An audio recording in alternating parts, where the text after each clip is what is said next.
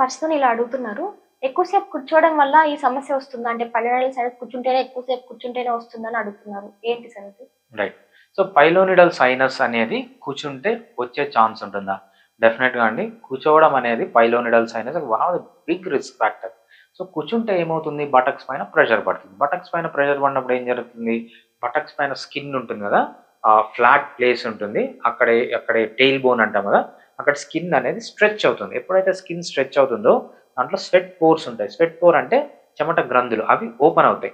ఎప్పుడైతే ఓపెన్ అయిందో ఈజీగా దాంట్లోకి డస్ట్ పోవడము, దాంట్లోకి పేపర్ పోవడము, దాంట్లోకి మన క్లాత్ ఉంటుంది కదా! క్లాత్ పీసెస్ పోవడము, హెయిర్ పోవడము, ఇన్ఫెక్షన్ పోవడం ఇదంతా జరిగి లోపల ఇన్ఫెక్ట్ అయిపోతుందనమాట. ఇన్ఫెక్ట్ అయినప్పుడు అక్కడ పస్ వస్తుంది, బ్లడ్ వస్తుంది, పెయిన్ వస్తుంది, స్వెల్లింగ్ వస్తుంది. సో ఇవన్నీ కామన్‌గా చూస్తాం. కూర్చోవడమే కాకుండా కూర్చొని రైడ్ చేస్తే అంటే ట్రావెలింగ్ చేస్తే బస్సులో గానీ, కార్‌లో గానీ, జీప్‌లో గానీ ఎస్పెషల్లీ టూ వీలర్ అదెందుకో మనం చూద్దాము. ఇట్లా రైడ్ చేసినప్పుడు ఏమవుతుందంటే స్ట్రెచింగ్ అనేది ఇంకా ఎక్కువవుతుంది. సో పోయేటప్పుడు ఏదైనా గుంతలొస్తాయి. గుంతలో పడుతుంది. పడినప్పుడు ఏమవుతుంది? స్కిన్ ఇంకా స్ట్రెచ్ అవుతుంది. ఈజీగా స్ట్రెచ్ అవుతుంది కాబట్టి వీళ్ళలో ఎక్కువ కూర్చోనే వాళ్ళలో ఎక్కువుంటుంది. అంతకంటే ఎక్కువ రైడ్ చేసే వాళ్ళలో ఉంటుంది. కూర్చొని ట్రావెలింగ్ చేసే వాళ్ళలో ఉంటుంది.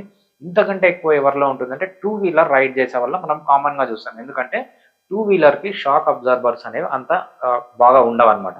చిన్న గుంతైనా అక్కడ ఎక్కువ ప్రెషర్ పడుతుంది. ఎక్కువ స్ట్రెచ్ అవుతుంది.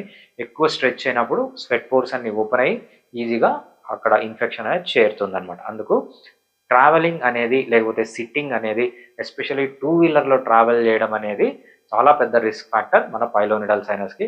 Most of the people two wheeler రైడర్సే ఉంటారు. లేకపోతే ఫోర్ వీలర్ రైడర్స్ కూడా మనకు పైలోనిడల్ సైనస్‌తో చాలా బాధపడుతూ ఉంటారు. వీళ్ళల్లోనే కామన్‌గా వస్తూ ఉంటుంది. Thank you doctor. మీరు కానీ, మీకు తెలిసిన వాళ్ళు ఎవరైనా కానీ ఇలాంటి పైలోనిడల్ సైనస్‌తో బాధపడుతున్నట్టయితే, సర్జరీ లేకుండా పర్మనెంట్ ట్రీట్మెంట్ కోసం ఎదురు చూస్తున్నట్టయితే ఫిడికా సింపతిని రీచ్ అవ్వండి.